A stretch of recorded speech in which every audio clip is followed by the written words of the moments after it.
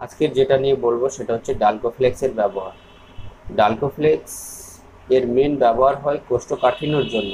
খুব সাধারণত সব ক্ষেত্রে এই ডোজই ব্যবহার হয়। মনে রাখবেন, প্রতিটি রোগী এবং তাদের সমস্যা ভিন্ন, কাজেই রোগের ধরন ও চিকিৎসার ধরন, রোগীর বয়স এবং চিকিৎসার ইতিহাসের উপর ডোজের পার্থক্য নির্ভর করে।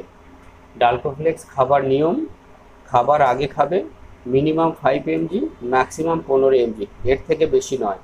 প্রতিদিন একটা করে। ডালকোফ্লেক্স কতদিন খাবেন সেটা নির্ভর করে সম্পূর্ণ ডক্টরের উপর। এবং ডালকোফ্লেক্সের পার্শ্ব প্রতিক্রিয়া আছে, যে পার্শ্ব প্রতিক্রিয়া হলো মেজাজ পরিবর্তন হওয়া, বমি বমি ভাব বা বমি হওয়া। এবং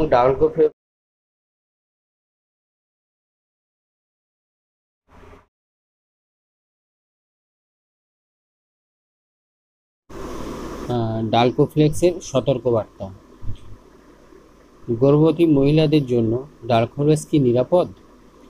প্রসূতিদের ক্ষেত্রে ডালকোফ্লেক্সের সমস্যার প্রভাব আছে। যদি আপনার এই রকম অভিজ্ঞতা হয় তাহলে অবিলম্বে ঔষধ বন্ধ করুন এবং ফের চালু করার আগে আপনার চিকিৎসকের সঙ্গে পরামর্শ করুন। দুধ খাওয়ানোর সময় ডালকোফ্লেক্স কি নিরাপদ?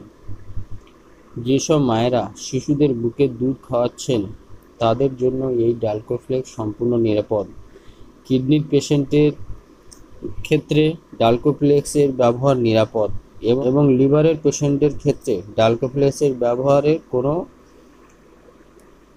অসুবিধা নাই এবং হার্টের পেশেন্টের ক্ষেত্রে ডালকোফ্লেক্সের কোনো ক্ষতি নাই।